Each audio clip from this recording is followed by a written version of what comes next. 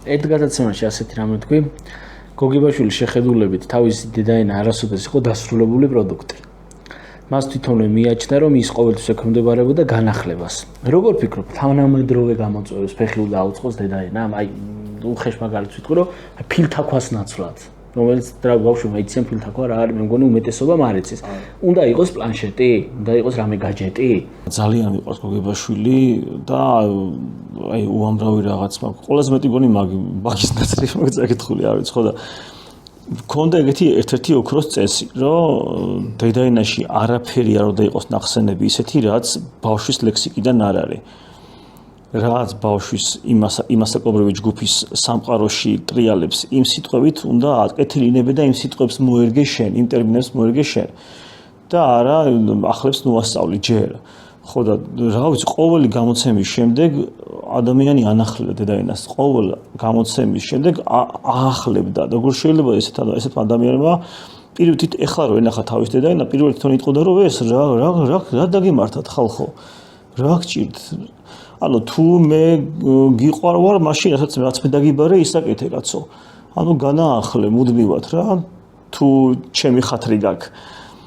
ხო და თუ ჩემი სპეკულიანტობა გინდა, მაშინ სხვანაირად ვილაპარაკოთ, მაგრამ ხო, ესეთი ხო და აი სტამბაში რომ შედიოდნენ ხოლმე მუშები, იქ ხო ჯანმრთელობის პრობლემა ხო ქონდა გოგებაშვილს და სურამში ისვენებდა ხოლმე და ისე მიხარია ეგ ფაქტი.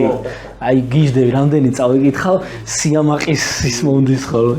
და იქაც ვერ შედიოდა, ეუნებოდა ხოლმე თუ შეცდომას იპოვით და ის შეცდომა რომ აღმოჩნდებოდა რაღაც იმას მართლა ასწორებდა. ეს კი არა რომ ვითომ ეგრეც იყო კაცო ჩაფიქრებულ მე რა თქვა ნახატი თუ ოდნავ ისეთი არის რა ქვია არასწორი არის დავტოვოთ რა მოხდა და ეგეთ რაღაცები არ უყვარდა ხო და ბავშვებზე მაგას ამობდა ნამდვილად ერთ-ერთი ისო ადაპტირებადი ყოველწლიურად განახლებადი და ყოფილიყო. იმიტომ დედაენის ასობით გამოცემა, მე მგონი ყოველ წელს ახალი გამოდიოდა. ხო, 33 გამოიცა გოგებაშვილის ცხოვრებაში, კი. მაგრამ სულ რომ გამოცემულიყო თვეში ერთხელ დარწმუნებული ვარ, რომ აუცილებლად ჩაუსხდებოდა ეთყოდა ცხებსაც, რომ შენს გადახედე, თუ რამე შეცდომას იპოვი, მითხარი, ჯერ მიმღებლობაც ხო შეცდომისადმი, ხო? ის რამდენად მართალია, რომ თავისივე სიცოცხლეში იბერიაში დაბეჭდაო, რომ ვინც შეცდომას იპოვის წიგნშიო, თითო შეცდომაში რაღაც გარკვეულ თანხას გადაუხდიო. კი, აბაზი იყო თუ რაღაცა რომ ხალხი წაიკითხავს უფრო წიგნს და თუ შეცდომას იპოვი და იმ შეცდომასაც გამოასწორებ და ვიღაცას დავასაჭუქრებო. კი, და მხოლოდ ბავშვებისთვის ნაცნობის სამყაროდან. მაშინ ეხლა რო წერია რაღაცეები, თქვა თოხი, რაღაცები ურემი, გუთანი, ვარცლი მაშინ იყო სწორი, ეხლა არასწორია. საწინააღმდეგო კი არ მაქვს რამე იმისა, უბრალოდ მეთოდს ეწინააღმდეგება, გოგებაშვილის მეთოდს ეწინააღმდეგება, მიდგომას ეწინააღმდეგება რა. ხო, თუ ამ კაცის ხათრი გვაქვს, მაშინ რაც დაგვიბარა, ის უნდა ვაკეთოთ, ხო? ხო და აი, სულ ორი ვარიანტია, ან რაც დაგვიბარა, ისე ვიქცევით და მეთოდს მივყევით და სულ აახლეთ და ადაპტირებულია, ბავშვებზე მორგებულია, ან მეორე ბავშვს ვეუბნებით, რომ არა, შენ უნდა მოერგო გოგებაშვილის ეპოქას, რაც არ მოხდება. და კაია რომ არ მოხდება, ხო და ვერ მოერგება, ხო? რაღაც თქვა გინდოდა მე ვხედავ კომენტარებში ამის გამო გულანძღავე რომ მზადვარ ჩავერთო და პასუხი გავცეთ. თავარი რა არიცი, არც იაკობ გოგებაშვილი ხა წეგან ვახსენეთ მოძრაობა და მოძრაობა. ილია ჭავჭ არც ერთი დიდი ქართული რომელიც ასე გვიამაყება ყველას ვისაც წაკითხული გვაქვს თუ არა გვაქვს წაკითხული. ჩარჩოებში არ იყვნენ მოქცეულები რა. და განვითარებისკენ იყვნენ და სიახლისკენ. თუნდაც შეცდომის აღიარებაში შეარყავდა. და მიმღებლობის ხო რეუნები ყველას ეუბნები სამეგობროში რომ შეცდომას თუ იპოვით უცხოსაც რო უსმენ შეცდომებზე და რო ითვალისწინებ. გარდა მაგისა აი ბევრს არ ეცოდინება რომ გოგებაშვილამდე იყო ალბანის სახელმძღვანელოები ქართული. იყო უბრალოდ ესეთი რაღაც იყო რაც გვჩვევია ჩვენ ქართველებს რა. ერთს თქვა იყო ვალერიან ისარლიშვილი.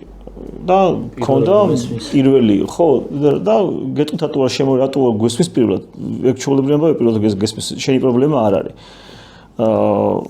ამ კაცს ქონდა თქვა გაბოლდებული სიტყვები და ეს იყო ნოუ-ჰაუ მაშინ და ითვლებოდა რომ ეს არის ამ ისალიშვილის მიგნება სიტყვაზე რა სხვა ავტორები ამას აღარ იყენებდნენ ანუ ეს ხო იმისია და მაშინ მოდი მოვიფიქრებ მაგათად ყდას გავასქელებ ვიღაცა თქვა მოდი ყუაზე დავაწერ მაშინ ან თქვათ რაღაცა ფერადს გავუშვებ ერთ დეტალს გოგებაშვილი რომ შემოვიდა ამ სფეროში ხო ნახა რომ ეს ადამიანები ერთმანეთს რაღაცას ეჯიბრებიან, არავის ბავშვი არ ახსოვს, ვისთვის აკეთებენ ამას, ეს დაავიწყდა სულ ყველა, როგორ მოახერხეს არ ვიცი და ამან თქვა რომ მაგ ბოლცაც გამოვიყენებ. იმასაც ფერაცაც გამოვიყენებსაც სქილს გავუკეთებ და ჩემი იდეები მაქვს და თქვენი იდეების ორი ის კი რა ვიცი ორჯერადი რა სასწაული ხო და ეს ყველაფერი ერთად ყველა სიკეთე ერთ წიგნში გააერთიანა და გოგებაშვილი დარჩა ისტორიაში, დარჩა რომელია, ხო?